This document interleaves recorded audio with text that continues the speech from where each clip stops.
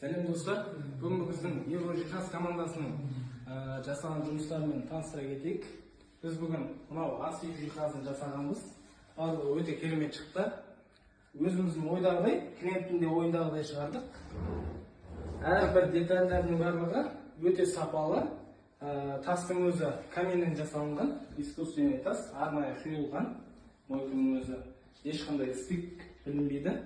Одан кейін механизмдердің барлығы тандем деген механизм, әрқайсысы 15-20 кг көтеретіндей, салмақ көтеретіндей сапалы механизмдер. Мына жерде посудомойка, сіздерге кішігірім ас үй жиһазын таныстыра кетейін. Мына жерде угловойда заттар салғанға арналған полкалар, бөліктер. Мына жерде дизайн бойынша біз газда орта белге ойластырған болатынбыз.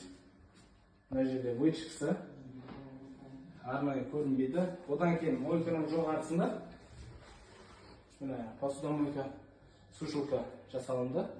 Одан кейін бұның өте керемет қызықтары арнайы сенсорный кнопкамен подсветкалар жарықтанады. Біздің бүгінгі жасаған ас үй жиһазымыз осы. Көріп тамашалап бағасын беріңіздер. Сіздерге ұнайды деген ойдамыз.